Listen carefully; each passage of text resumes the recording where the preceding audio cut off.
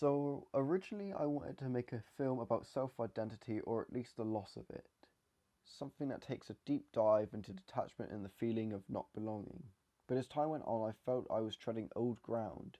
At some point you have to stop soul searching, put that on hold, and express what you have learned up to the current moment.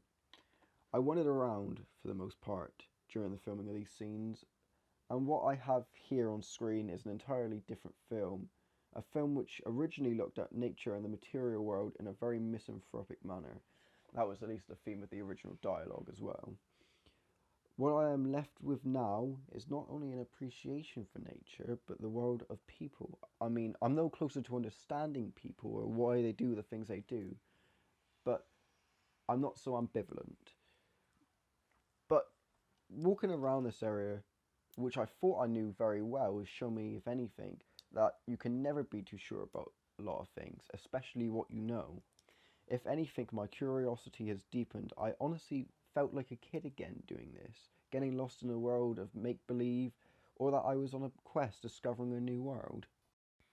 With this newfound feeling of exploration, I found places that had originally struck me as being drab, unappealing, or even nauseating were transformed into exciting worlds of high fantasy. I was no longer just walking, I was barreling down pathways that led to new worlds. Old cold stone that were originally stairs was now a new hideaway for me to explore.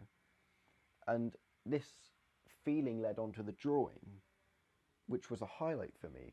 I got to play with perspective and I was depicting scenes that I don't normally get to draw.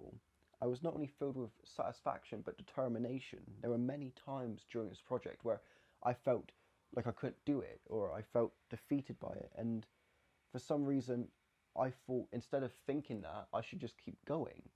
There's no point in failure is only failure when you give into it, if you get what I mean. This world is so big sometimes and it's easy to feel very small.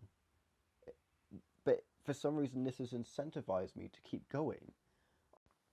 Though, if you take anything away from this film, if you take anything at all, it's that when the world feels the most helpless and everyone around you has lost hope, remember, just because the world is on fire doesn't mean you need to be on fire.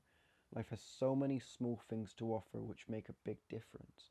You just have to go out and look for them. All in all, I think it's quite amusing when I think back to what the original plot of this film was.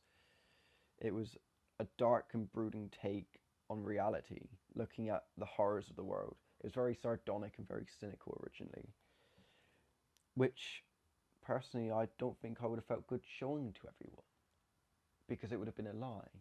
Because the deep and honest truth of the matter is, behind the camera, when I was filming all these scenes, I realised I was smiling